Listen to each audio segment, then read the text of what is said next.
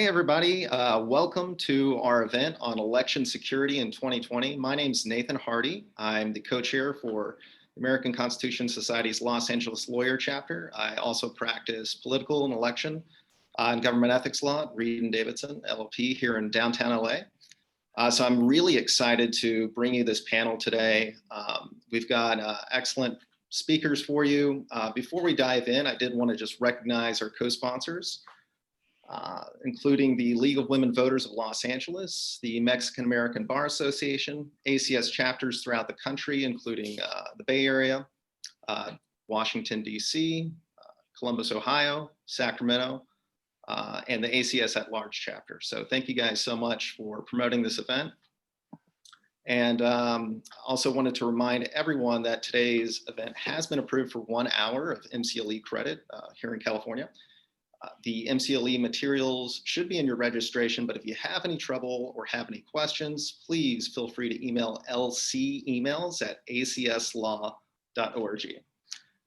And without further ado, let's go ahead and meet our speakers. So our first up, we have Dean Logan, who is the Los Angeles County Registrar, Recorder, and County Clerk.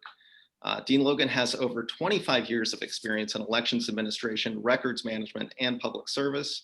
Prior to moving to Southern California, he served as the Director of Records, Elections, and Licensing Services for King County, Washington, as State Elections Director for the Washington Secretary of State, and as the elected County Clerk and Chief Deputy County Auditor in Kitsap County, Washington. Currently, he's a past president of the California Association of Clerks and Election Officials, and served on the Pew Center and State's Voter Registration Modernization, Voter Information Project, and Performance Index for elections working groups. Dean serves on the board of directors for the National Election Center and advisory boards for the MIT Election Data and Science Lab, the Auburn University MPA Election Certificate Program, and the California State University Northridge MPA Program. Mr. Logan holds a degree in organizational leadership from the Evans School of Public Policy and Governance at the University of Washington. He's also an instructor for the Public Sector MPA Program at California State University Northridge. Dean Logan, thank you so much for joining our panel today. Thanks for inviting me. Good to be here. Yeah. And up next is Justin Levitt. Justin is a professor of law, Gerald T. McLaughlin Fellow, and ACS faculty advisor at Loyola Law School here in Los Angeles. He previously served as Deputy Assistant Attorney General in the Civil Rights Division of the U.S. Department of Justice, where, among other things, he supported the Civil Rights Division's work on voting rights. Justin has also served in various capacities in elections for presidential campaigns, including as the National Voter Protection Council in 2008. He's worked for nonprofits, tech platforms, governments, and has sued and represented officials of both major parties. He's published in the Harvard Law Review, the Yale Law and Policy Review, the Columbia Law Review, the Georgetown Law Journal, and the peer-reviewed Election Journal, among others. He has served as a visiting faculty member at Yale Law School, the USC Gould School of Law, and Caltech. Justin has also been invited to testify before committees of the U.S. House and Senate, and his research has been extensively cited by the media and in the courts, including the United States Supreme Court. He's also served as a law clerk to the Honorable Stephen Reinhardt of the U.S. Court of Appeals for the Ninth Circuit, and holds a degree in law and master's in public administration from Harvard University. Justin, thank you so much for joining us today. Thanks very much, Nathan. Yeah. And so to kick it off, since Justin, since you're a professor in residence, I thought it might be useful for you to give us an overview, particularly from a legal standpoint of, how should we be viewing election security in 2020, and what are really some of the big topics that we should be looking at today? Sure. And I'll get into that in just a minute. I first want to thank you and all of the various co-sponsors, including all of the various ACS chapters. In addition to serving as the faculty advisor at Loyola, I was also on the founding board of ACS at my own law school. So I have been affiliated with the institution for a really long time and really welcome the chance to be here with you and with Dean. I'm catching up to him in terms of being able to measure my election experience in decades rather than years, as the hairstyle might suggest.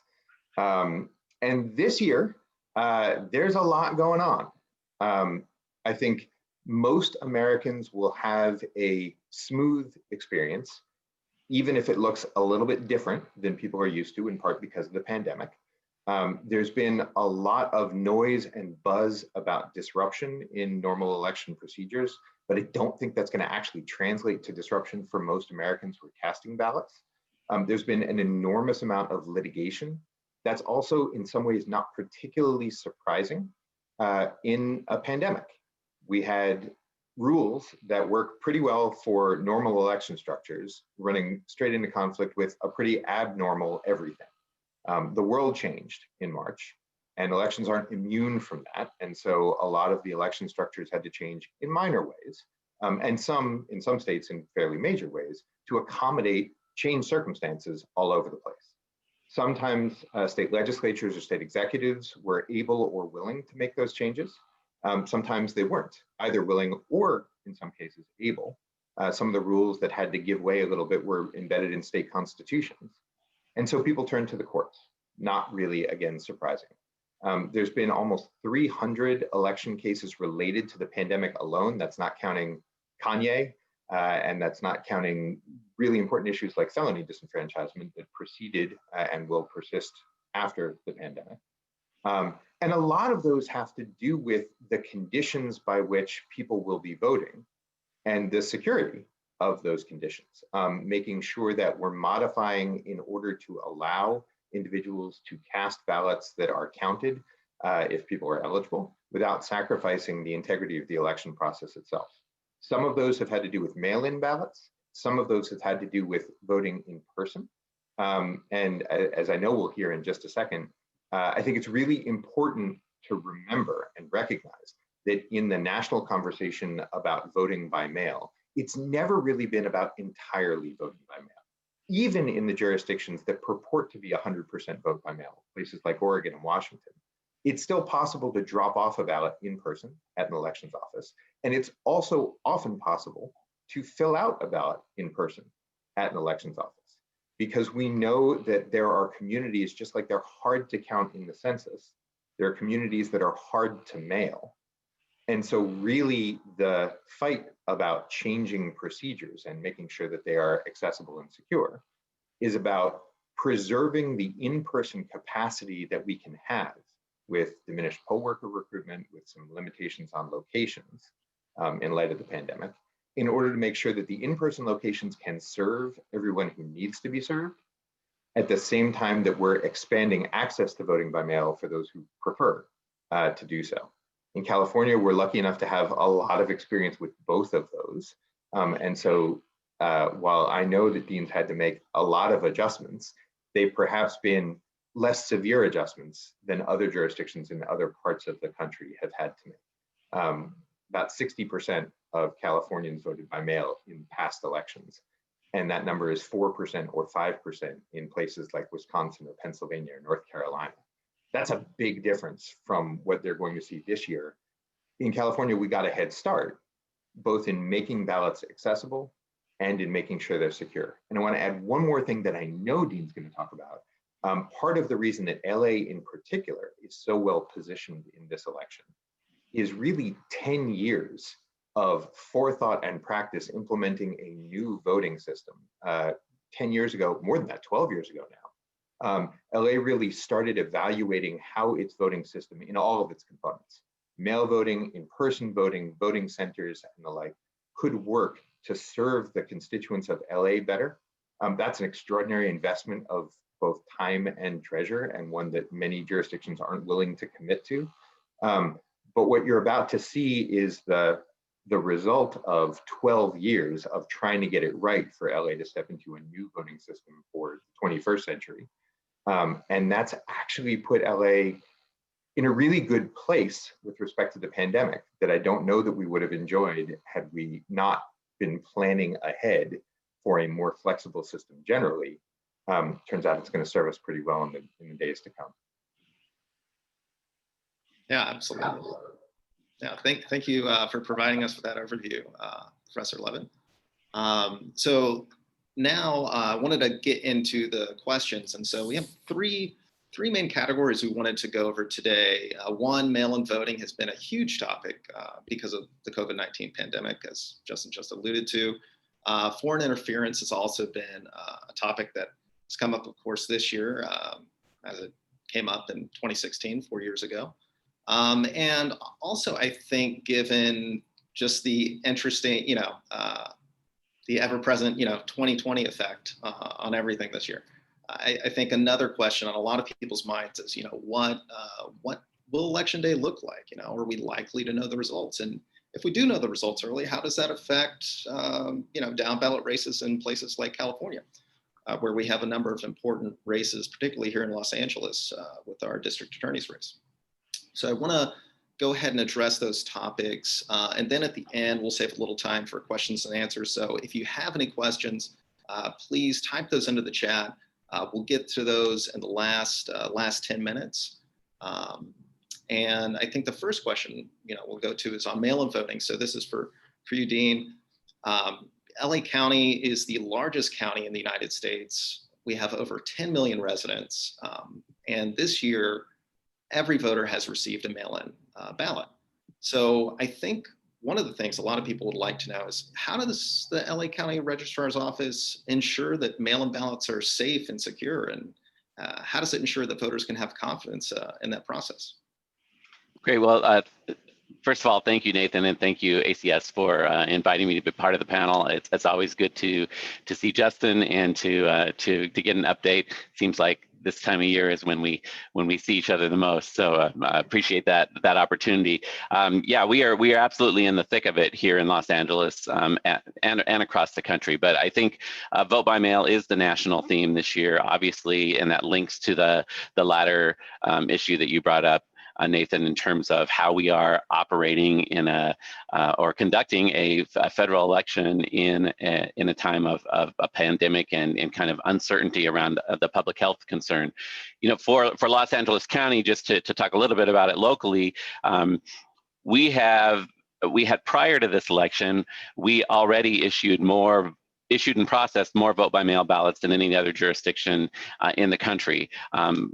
By a pretty sizable margin. So going from that existence to then in a matter of weeks or months, a decision to mail ballots to all of our registered voters was a major undertaking. But in comparison to other states that also took that leap, who did not have the experience with vote by mail, I'm very sympathetic to that, and I'll talk a little bit about why. So for us, it was the equivalent of, just to put it a little bit in perspective, the additional 2.5 million voters to add to our vote by mail file was the equivalent of taking all of Orange County or all of San Diego County and layering it on top of what we did before.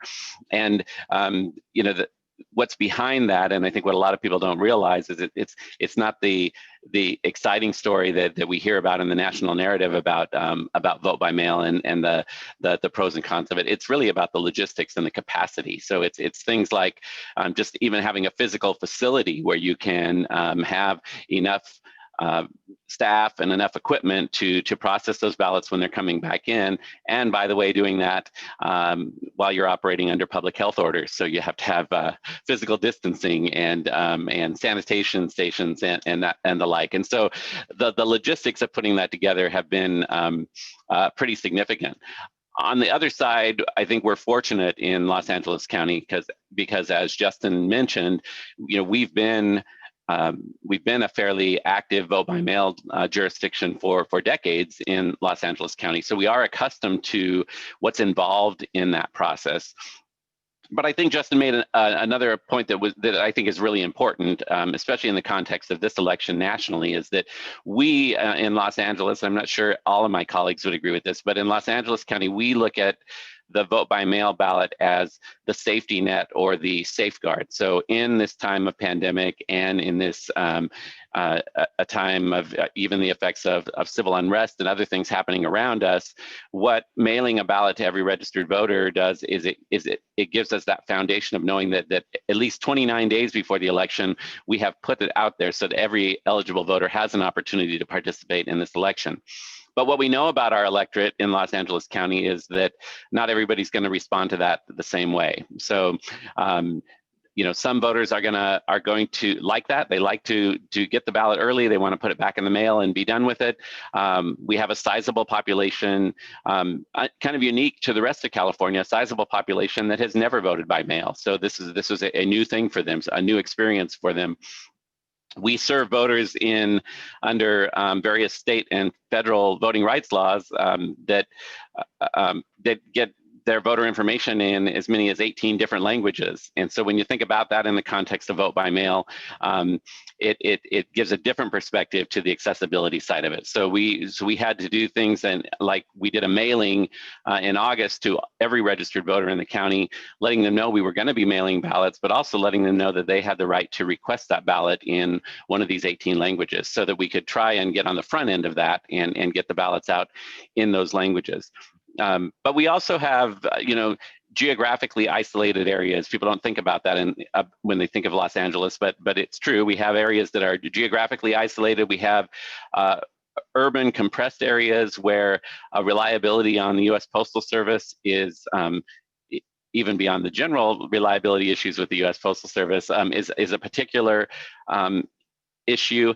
And even from a perception or sense of public trust, the confidence of the Postal Service being an independent arbiter of the voting process is in question. So we had to look at all of that from a holistic standpoint, and I think that's what our focus has been going into this. And what I think is, when I think about my colleagues around the country in states that haven't had the experience with vote by mail, is how unfortunate that they can't focus on those elements of the process, because they're focusing on just simply figuring out logistically, how do you do this, and how do you get the ballots out to every registered voter? What are the rules for them coming back in? And you all could talk about this from the litigation standpoint, but I mean, looking at the struggles in some states to even get the legislative authority to begin processing and opening those ballots prior to Election Day is a huge deal. If you can imagine, in LA County, as of yesterday, we've already received over 1,020,000 voted ballots back. If we did not have the ability to begin processing those and getting them ready to be counted, you wouldn't have any election results on November 3rd in the evening, even in Pacific time zone. So, it's those kind of considerations that I think are particularly interesting. And I want to give you time to do questions, but I guess the thing that I will add is we really had to look at things like, again, what are the preferences and the behaviors that we can expect from voters, and what was new in 2020 and compared to any election I've administered before was this national narrative. We suddenly, every week, there's this new controversy. There's a controversy over the Postal Service and whether or not they're changing their policies, and is that a way to manipulate the election? There's narrative coming out about the viability and the reliability of vote by mail as a mechanism for voting, which again seemed unusual out here on the West Coast, but again, for voters who haven't voted by mail, they're going to pay attention to that. And so that led to what I think we're fortunate in California is that there was some pretty quick action on those items. So here locally, our Board of Supervisors actually adopted the decision to mail ballots to every registered voter prior to the governor's executive order or the legislature acting on that. For me, that was fortunate because I could begin the planning process and be ready for that quicker. But we also addressed things legislatively, like the postmark rule for returning ballots, and out of concern for that transit time for the Postal Service, the California legislature extended the period by which we could accept a vote by mail ballot that was postmarked on or before Election Day. And in California, that extends 17 days after the election. And now nationally, we take some hits for that because people say, we take forever to count the ballots in California. There's some truth to that, but what's behind that truth is that our laws in California are written to enfranchise voters and to make sure that every valid ballot is counted before we certify that election. And that takes time. It takes time to do that accurately and to make sure that we don't cut corners administratively and disenfranchise voters. So we still have, so just to paint a real quick picture. So we've mailed everybody a ballot in LA County. we will this weekend start opening in-person vote centers, and I use the term vote centers because in LA County now, there is no location-specific voting. You as a voter can go to any location in the county to cast your ballot, but of course we've already issued you a ballot, so we have to be sure that we only count one ballot per voter. So we have to have the technology and the mechanism there to suspend that vote by mail ballot when somebody comes in to vote in person. But that in-person voting experience is important because it allows for a level of accessibility for voters with disabilities. It allows for a higher level of service from a language perspective. Our voting devices allow voters to toggle back and forth between English and another language. This ballot has 12 statewide ballot measures on it with really complicated public policy issues, so their ability to navigate that in their preferred language is important.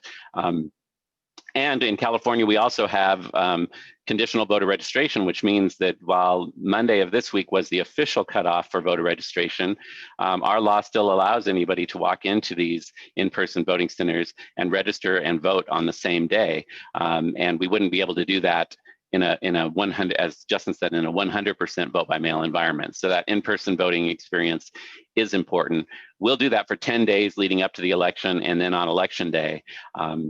So it's an interesting process. I think that a couple of anecdotes just to share right now. We're 14 days out. I mentioned we have 1,000 or 1 million plus ballots that have already come back in. That's pretty phenomenal. Even in a presidential year, that means we're approaching 20% voter turnout already 14 days out before the election. I think the other thing that's pretty fascinating about that is that more than half of those ballots have come back through our official ballot drop-off boxes that we have located throughout the community, 404 of those that are located throughout the community. So more than half of the ballots have come in through that method as opposed to coming in through the mail, which is fascinating because we pay the postage on the mail and it's available. But it's clearly an indication that I think voters are heeding the message to vote safely at home, vote early, and to choose the method of returning that ballot that they have the most confidence in. So that's kind of where we sit today. Absolutely, yeah. Thank you, Dana. Yeah, I dropped my ballot off on Monday at the Central Library. So great. very, very grateful for the ease of that option. So now I wanted, there's been a couple news stories. One is here local. Both have garnered some national attention on CNN and other outlets. And the other is in Texas. And so I wanted to address those before going on to foreign questions about foreign interference. So the first is, there have been some reports recently about unofficial ballot boxes being placed throughout various counties and locations in California by the Republican Party, county parties within the Republican Party. And there's been a dispute about that. So I wanted to, one, I guess, start off by asking you, Dean, what's happening with these unofficial drop-off boxes, and then also just pose the question, are they actually illegal? If so, why? Well, and what's going to happen to the ballots ultimately that are dropped in those boxes? So. Yeah, I think I think it's really another fascinating layer of this vote by mail environment here, and somewhat unique to California, but perhaps not. I think if I can be candid, I will say, from my vantage point, what this really looks like is an opportunity that was used to highlight the controversy over the concept of ballot harvesting. So we've mailed ballots to every registered voters. We've invested in these secure ballot boxes, put them out there. They're regulated with pretty strict guidelines on where they can be, how frequently they're emptied, the construction of them, how they're installed and monitored, that type of thing. What we saw 2 weekends ago in LA was we started to see social media posts where there were these what looked much less secure, almost like a file cabinets outside the entrance of a church with a poster on it that says official ballot drop box. And of course that got our attention because we're like, well, that's not an official ballot drop off. So we started doing inquiries about that. We discovered that in at least 2 other counties, in Orange County and Fresno County, the same thing was happening, or a similar thing was happening.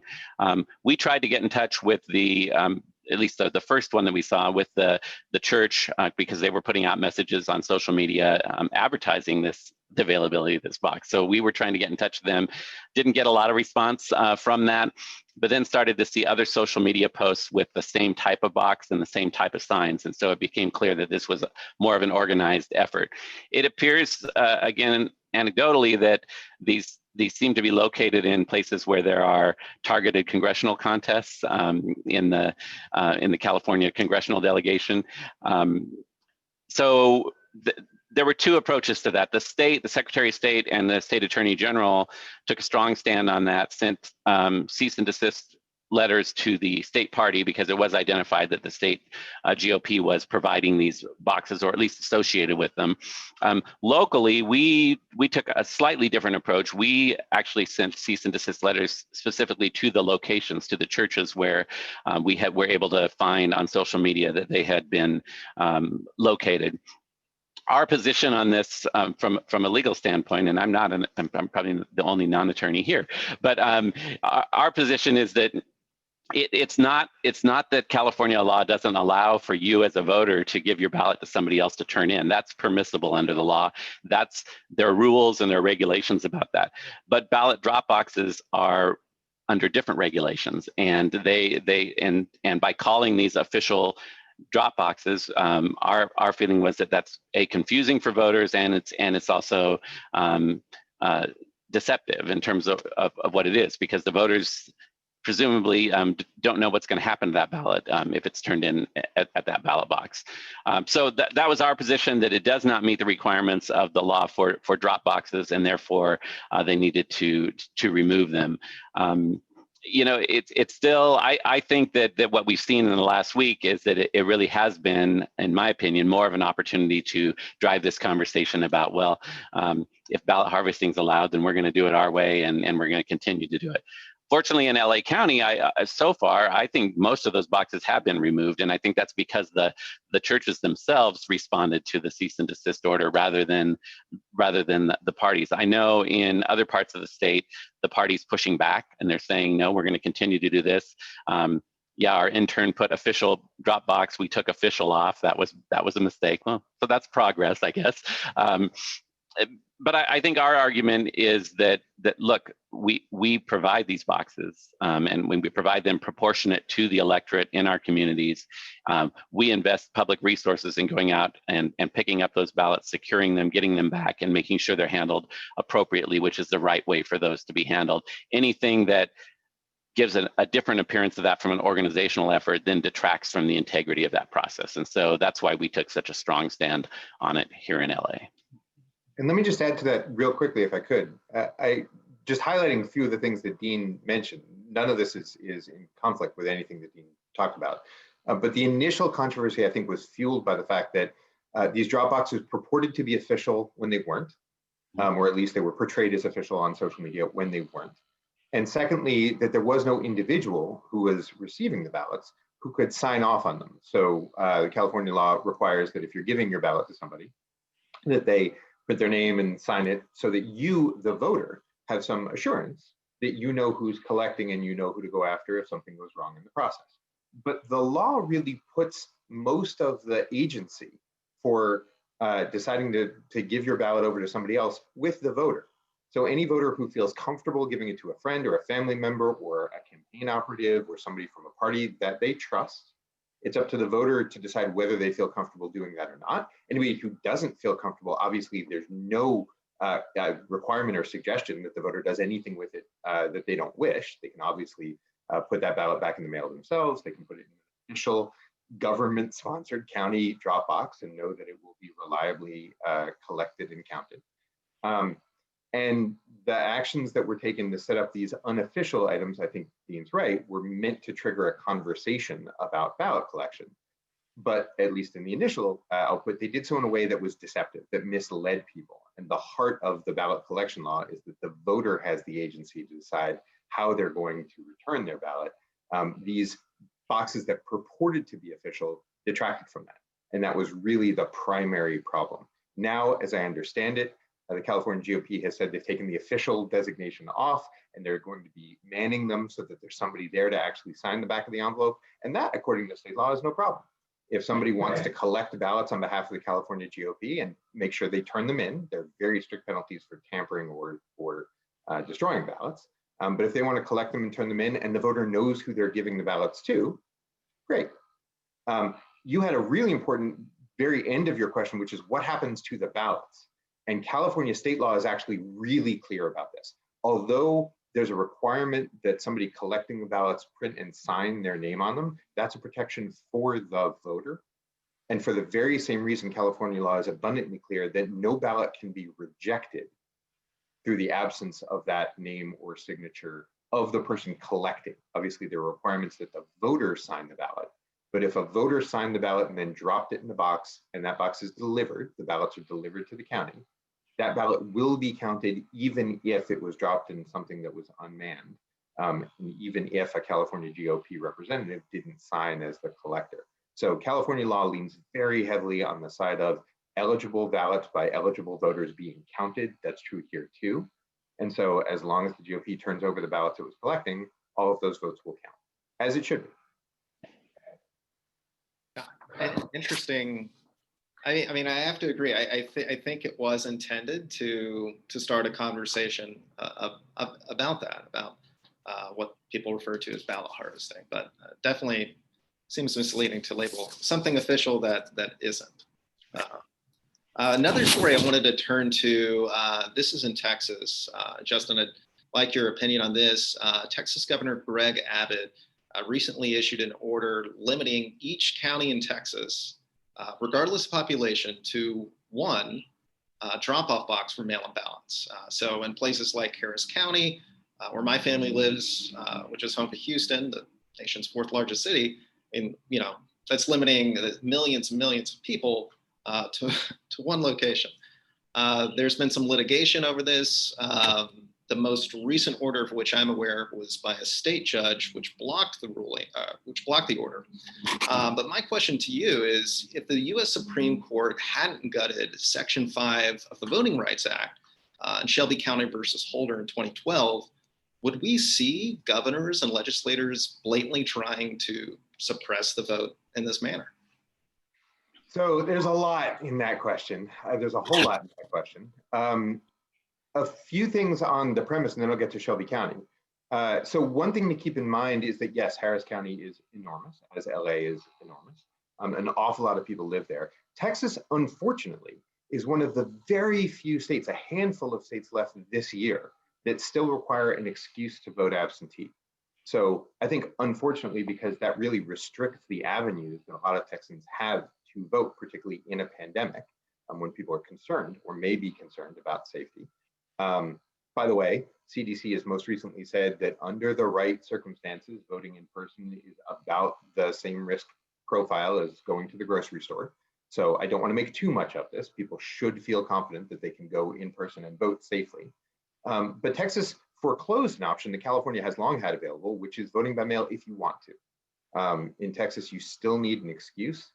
And that means that it's not the millions of people in Harris County who would have the option to vote by mail, unfortunately. It's a much smaller number that even qualify. Now, that's still an awful lot of people, and it's still an awful lot of people to be using a single drop box. That order, I think, is misguided, and as you pointed out, is currently enjoined. It went through the federal court process. It's now going through the state court process. That's a little unusual to see litigation in both arenas. The state court has said it's against state law to limit the drop boxes to one per county. That's currently sitting in a state court of appeals, and we'll wait to see the final answer. Another note, we'll wait to see the final answer, I know gives Dean complete heartache because it's time for the rules to be set now. So the fact that there's still dispute over this is itself concerning. But right now, at the moment, Harris County can put out more drop boxes if it wishes. It's probably going to be hesitant to do so because the case is still working its way through the State Court of Appeals. And I think nobody wants any uncertainty about whether their ballot put into this process will count or not. Shelby County. has a complicated relationship with these sets of facts. So the Voting Rights Act had a really powerful provision in place in large portions of the Deep South, but not just the Deep South. There were 4 California counties as well. And for a period of time, at least for redistricting, LA County was covered by this portion of the Voting Rights Act that stopped discriminatory laws from being put into effect before they could be reviewed by the Department of Justice or by a federal court. Enormously powerful in stopping discrimination before it could impact the election process. In 2013, the Supreme Court effectively gutted that requirement by gutting where it applied. And since Congress hasn't come back to review where that procedure applies, it effectively applies nowhere in the country right now. That's been the cause of a lot of mischief, but I don't actually know if it would have prevented this, because what the governor did was effectively an expansion. I don't know whether the preceding rules in Texas governed how many drop boxes anybody could have. And so I don't know whether this would have been seen as the sort of retraction, the sort of stepping back from the status quo that portion of the Voting Rights Act was really meant to address. What does all of that mean? It means that while that portion of the Voting Rights Act meant to stop retrogression, meant to stop a retreat from the status quo, was tremendously powerful, it didn't actually cover a lot of the ways in which election procedures can be unfair, including to racial and language minorities. And so there's a lot beyond just that portion of the Voting Rights Act that goes into protecting citizens' rights to vote. The fact that you noted that there was now an injunction by a state court points to another avenue that litigants are finding in protecting voters' access. And that is, a lot of state courts now are doing the work that federal courts or that the DOJ might otherwise have been doing, both in a regime before Shelby County and even afterward. Voters aren't unprotected. It's just that there's a lot more time and effort and energy devoted to the struggle to making sure that people can cast ballots reliably and easily without undue burden. I still have a lot of faith that the voters in Harris County will be able to cast their ballots through the mail, the primary mechanism for returning mail ballots, and that anybody who wants to will still have them received. They got to do it now. They shouldn't wait until election day. But I think there's still going to be a lot of options for voters around Texas to get their mail ballots back if they want. That is a good thing, regardless of the wisdom of this particular policy to have one drop box per county. And as outrageous as that seems, I agree it's outrageous. I don't think it's going to materially impact Texan voters' ability to cast the ballots they want to cast and have them counted. Yeah, if I could just jump in, I just think an interesting kind of parallel to that, or maybe not parallel, but it's that I think this ties back into what we're dealing with in terms of the public health incident and how that's impacted this election. And I would say, in contrast to what you see there from the Texas governor, what we saw here was the governor sign an executive order that says, look, there are some minimum requirements in California law in terms of the number of days of early voting and the number of locations that you're going to open. Based on the public health concern, local government was given flexibility under those laws by executive order that were eventually put into legislation. But really the opposite situation, right? Where the governor said, based on the public health concern, we're going to give you flexibility at the local level to deal with the restrictions of the public health situation, but we're also going to encourage you where you can to still meet those standards, right? So for instance, we're starting early voting in Los Angeles County this weekend, 10 days before the election. That's no longer required, at least for this year, is not required by law. We're still doing it in LA County because we're able to. Not every county is. In contrast, in Texas, they were tying the hands of the local election officials who wanted to provide a service to their voters and saying, nope, you can only do one, which just seems ridiculous. And as Justin pointed out, I mean, the most recent article I've read from the Houston Chronicle, I think, was suggesting that county officials, at least in Harris County, were reluctant to act on this, where even though it's been even though it's been blocked at the moment, just for fear of, I think, putting voters' ballots, don't want to put any uncertainty on that. So yeah, and definitely study in contrast, looking at Texas and California. I wanted to move on to foreign interference, which has been a big topic in the news, a big topic in the media. Russia's interference in the 2016 election, it's very well documented. Intelligence officials are again, this year, continuing to warn that foreign actors, particularly Russia, China, and Iran, are trying to disrupt this year's voting with disinformation, as well as with attempted cyber attacks. So I wanted to pose the question to both of you: how much of a threat does foreign interference pose to the integrity of of the presidential election at large?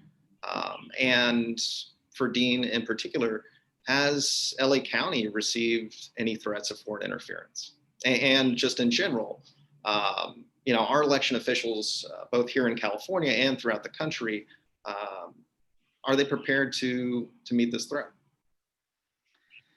Yeah, I think it's such a fascinating part of the process, and I would say, starting 2 years ago and from where we sit now, it has become a part of being in elections administration that I think none of us would have contemplated before. That layered on top of everything else, that we need to be training our staff and creating a safety net from cyber attacks and the like, which I think is absolutely real. I mean, so we have an infrastructure in place in LA County. We're monitoring that on a real-time basis. It's always a loaded question to be asked. Well, are there known attempts or attacks? I mean, there are known attempts or attacks at public networks all the time, and we have to be vigilant on that. I think they increase, certainly. They increase during an election.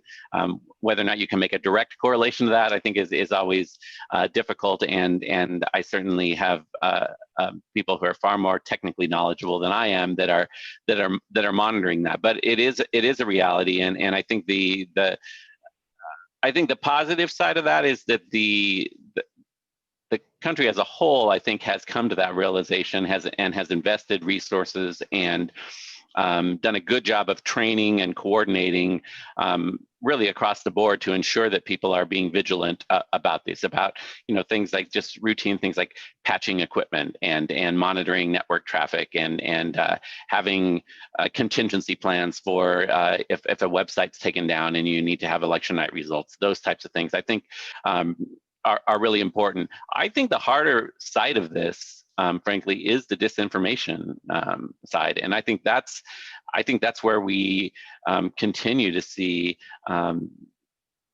potential interference in the process. That's really hard to tie down. It's really hard to tie down to a particular individual or a particular group, and perhaps most concerning is, even if you can do that, once it's out there, there's no reeling it back, right? So I think that from an election administration standpoint, where this has really had an impact is how do you resource the ability to respond to the latest conspiracy or controversy that's out there on social media, because it just balloons. And so constantly trying to re-educate voters and the public of what are the trusted sources of information about the mechanics of running an election, not the campaigns, but simply things, I mean, that to most of us seem pretty bread and butter, but aren't for everybody in our community. Like, is the election on Tuesday for everybody, or is it on Wednesday for some people? I mean, those seem crazy, but those kind of things take on a life of their own in social media and cause confusion for voters, or just, again, with the vote by mail, just concepts of, well, they don't count vote by mail ballots unless there's a close contest. Seems crazy, but those kind of things impact voter behavior. And I think that's the part that's particularly frustrating and challenging. I think that to a certain degree, the social media companies have at least attempted to step up to the plate and try to provide a filter there. I don't know. I think it's too early to know how well that's working, and it's certainly different from platform to platform. So it's something that I think we're going to be living with and dealing with for a while. Yeah, I don't disagree with a word of any of that. in terms of the actual infrastructure of voting machines and tabulators and registration systems and things like that, election officials were pretty good at security in 2016 and have only gotten better since then across the board. I think, as Dean has said, that has come with actually some welcome assistance for offices that may be less sophisticated or less well-resourced than Dean's. The career officials at DHS have actually done a really good job, I think, providing the resources and expertise and assistance to make sure that the actual infrastructure is secure against cyber attack. Nathan, you pointed out in 2016, we were attacked by Russian military units, but they didn't actually hack the ballots or the count or the registration systems or the tally. They hacked us. We were and remain the weak link. And that is the information that we take in and the sort of passions that are inflamed. That's exactly what the foreign interference went directly to. That's still, exactly as Dean said, we are still the weak link in 2020, not the systems for casting ballots or counting ballots, but the information that we receive, the information we pass on to others, and the things that get us agitated, our passions, are what make us vulnerable. They're also what make us resilient. So we each have agency over the information that we choose to take in, the information we choose to share, where we get our information, and the information we give to others. And I think the strongest version of inoculation against foreign interference is exactly as Dean mentioned, getting good information out to the public as often as possible about exactly what the process entails and exactly how the mechanics work. It turns out that the thing that makes the election system most robust against foreign interference is also sort of the basic ABCs of how the election works and where people get their information from. And that's something that every single one of us can actually have a hand in strengthening. And it has always been the best way to guard against unwanted misinformation. It turns out it's still the best way to guard against unwanted misinformation, which is basic education about how it all works. Real quick, before we dive into the questions, we've got a few questions in the chat I want to get to. But I think a question that referenced at the beginning of this that's probably on a lot of folks' minds is, you know, what do you guys think election day is going to look like? And is it likely that we'll know the winner, at least of the presidential election? So just for me, and then Dean will weigh in with why he thinks I'm totally wrong. I think election day is going to be really smooth for most Americans. It's going to look a little bit different than it's looked in the past because of the pandemic. Locations will be different across the country. Some will be larger, some will be smaller, some will be just different places. You may well see people waiting on lines, but probably you'll see that move pretty smoothly. The massive attention that's been put on voting by mail and voting early by the campaigns and by officials and by administrators, wherever that's possible, I think will relieve some of the pressure on election day itself. I think in a lot of small towns across America, you'll see election day is election day, right? Little flag waving, small d democracy working its best of a lot of volunteers and a lot of trained workers trying their best to make sure the process works as smoothly as possible for everybody in local communities. I think that you'll often hear, as we have heard in the past, news media and popular narrative magnify small isolated incidents in particular places. I think that won't actually reflect the experience of most voters, but I think you'll hear a lot of noise. I think all of that will end up amounting to an election day where we'll know the results pretty quickly in most places that are used to this level of mail balloting. And that in the few places that aren't and that can't count ballots before election day, this is something Dean mentioned before, places like Pennsylvania or Wisconsin or Michigan, which just got an extra 10 hours to count ballots before election day, which is nice, but not enough. I think it's going to take a minute in those places. I don't think it's going to be months or, as the president has said, years before we know who's won the election. I think we'll probably know, even in those close battleground states where they're not able to count absentee ballots before election day, we'll probably know by the weekend, have a pretty good sense of where things are at in those states. I strongly suspect that the voters are going to decide this election and not the lawyers or the courts. So it takes something that's 537 votes close in a tipping point state for the courts or the Supreme Court to get involved.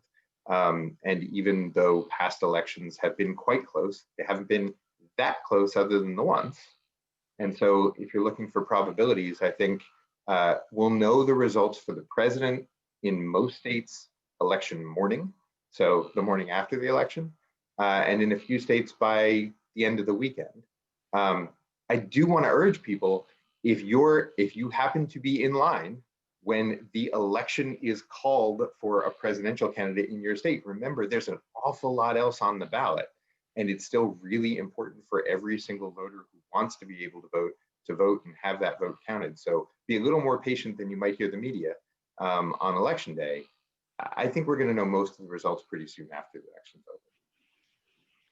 Yeah, I actually do agree with you on almost all of that. I think that the only thing I would add to that is I think what will be interesting to watch, and hopefully this will be, it'll all go smoothly. I think that election day is going to go smoothly too. I think you're right. I think we could have lines. I think that lines and how they're handled are an interesting narrative about democracy and participation in our government. So I think that, if that's a sign of high rates of participation and that's pushing us to continue to improve our elections infrastructure in the future, I think that's not a bad thing necessarily. I think if it's lines that aren't moving or people who don't get to vote, then I think that's concerning. I think that just a few other elements of that I think will be interesting. I think the last point that you made, Justin, is always interesting on the West Coast, is if at some point the swing states have reported and media calls the presidential election, what impact does that have on voters who are still waiting to vote here, and what impact does it have just simply on the communities? I mean, we are dealing with a high rate of civil unrest in general right now, certainly in large urban areas, and so I do wonder what the impacts of that are going to be, and what will that look like at voting locations. So it's something that we're keeping our eyes and ears open for. The other thing that I think is going to be true in this election is, on one hand, those early returns are going to be a more comprehensive statistical sampling of the entire electorate. So when we release results in LA County at 8:15, they're not going to be geographically based. They're going to be a sampling of all of the votes that were cast early in Los Angeles County. So they should be a pretty good indication of how any additional ballots that are going to be counted are going to split. But if you do have close contests, so if we see some of these targeted congressional races that are close on election night, or if we see swing states where the presidential race is close, I think the reality is, across the country, there are going to be a lot of ballots still to be counted after election day. And my concern is that's where you're going to start to see, depending on the outcome, you're going to see attempts to file court cases in court, especially in states where they haven't experienced this before, where they have a short canvass period. Then you could certainly see lawsuits brought on one hand to try and stop the count, on the other hand to extend the count depending on what's going on, or simply, I hate to be cynical about it, or simply just to call into question the whole process, right? Just to create a sense of, we can't rely on this. And so there's certainly, I think those threats exist. I think that then you get into the mechanics of what are the rules from individual states, and then even what are the procedures in local jurisdictions within those states. So, having been an election administrator in California and Washington, where there's a lot of vote by mail, I've seen some of this. And so I wonder how that's going to play out in some of the other states where if there isn't a process, for instance, for how you handle ballots that come back blank without a signature, and do you allow those voters to come in and sign those ballots and then count those before you certify the election? If signatures don't match, do you allow voters affirmative notification of that and their ability to cure that before you certify the election? And I think that where you see those play out is when there are close contests, and some are going to argue, no, it's too late, election day is over, and others are going to argue, no, those ballots were in before election day and they ought to be counted. And then ultimately you're going to get to well, but they allowed it over here and they're not allowing it over here. So what do we do with that? And that's just a broader concern that I have about what that does to the psyche of the American electorate in terms of how they feel about the elections process and their confidence in the outcome of that, whether it be at the bottom of the ticket or the top of the ticket. So I think, I think that's a dynamic that's out there, and we're just going to have to see how it plays out in this election. Two really quick points, and I don't want to take time away from the questions. Two really quick points on the lawsuits that Dean just mentioned. So first, the fact that we've had so much litigation pre-election, I think will actually spare us from some of the conflict that Dean mentioned afterward. He's absolutely right. There are a lot of states that haven't had to work through these processes before just yet, except that lawsuits before the election have forced them to. There's been an enormous amount of litigation that will clear up some of, not all of, but many of those points of conflict that Dean mentioned. And a judge isn't going to want to revisit the same thing they just ruled on 2 weeks ago after the election's over, even if people ask him to.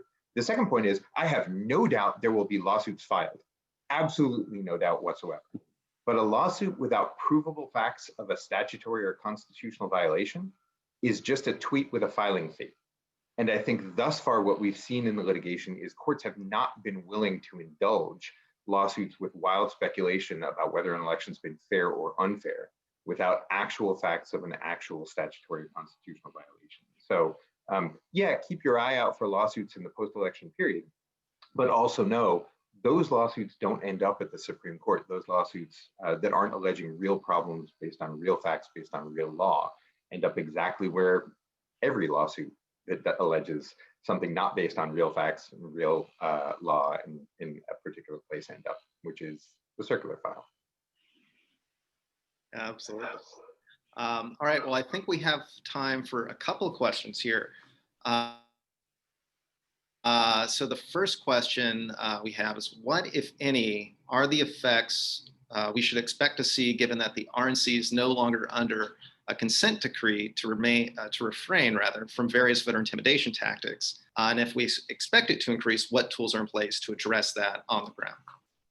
So I'll take the first half of that and maybe let Dean talk about some of the tools that may be in place, because I know election officials are empowered to deal with disruptions across the board in lots of different ways.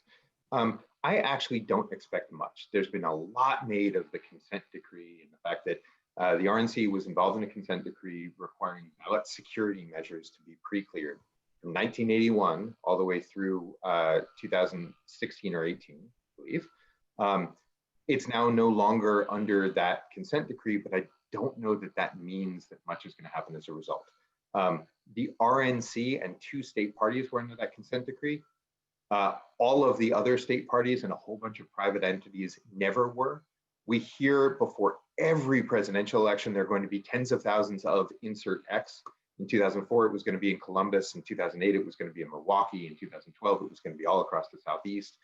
They very rarely materialize. Those are really good fundraising pitches and really interesting news pieces, but they actually don't translate to more than a few odd individuals standing watching, usually quite calmly and respectfully, at polling places. They don't generally tend to translate to the chaos that the news media likes to make of them. So what do I expect? More of the same. It's hard to get people engaged to come watch what's really a mundane democratic process. After the first couple hours of standing there watching sort of people vote, you end up getting pretty tired of waiting for the busloads of fraud to arrive. And so I think what's likely to happen is you'll have people who are energized to observe in a few locations and not in many others. And election officials are very prepared to welcome those who are abiding by the law and very prepared to deal with those who are not, who are causing disruption or intimidation or interference rather than just watching.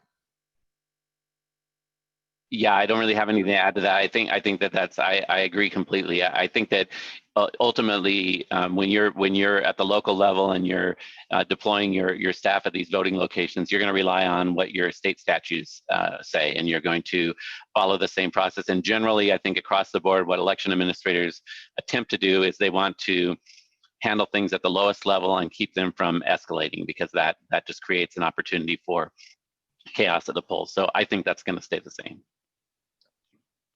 And then, see, I know it's 1 o'clock. We got another question I think we can get to is, are the panelists aware of any opportunities for attorneys to get involved in pro bono litigation related to the election?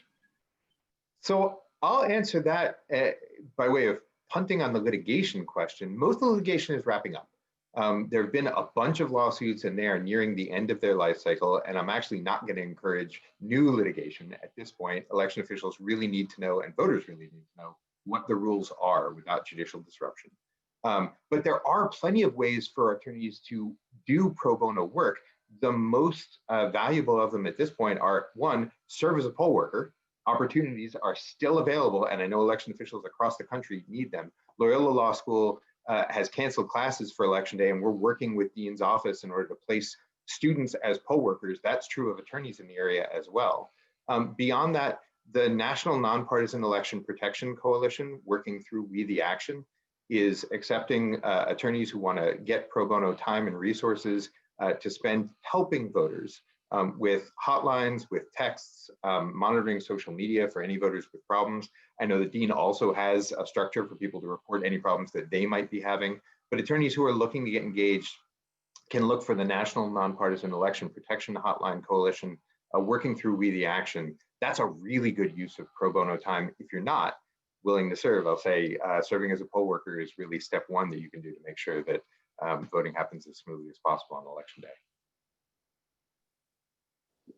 Yeah, well said. I mean, I think that, you know, always our first option is if you really want to dig into the meat of it, come and work with us as an election worker. I mean, that's where you're going to see the action. But I think if you are interested in being an observer or being part of the election protection efforts, I would say reach out to the election officials where you're going to be doing that observation, because in general, at least in my experience, we all embrace that. We want to give you the information you need so that you can provide information back to us. I mean, in a jurisdiction like LA County, the more eyes and ears that we have out in the field, if we can reach an agreement where that information comes back to us, we understand it's probably going to go into a report, a post-election report for your organization too, and that's fine. But what we want to do is have a path to get that information as early as possible on election day. So if there's something that we can do to remedy a situation, we have the ability to do that. Well, thank you both so much for joining us today. I think I'm certainly walking away more informed. I think everybody that participated in this is much more informed about the election and what we can expect on November 3rd. So thank you both so much for your time. Thank you everyone for joining us today and for submitting your questions. If you have any questions at all about MCLE, you can email lcemails@acslaw.org. So thank you again, and hope everybody has a great day. And remember to get out and vote. Thank you very much. Thank you.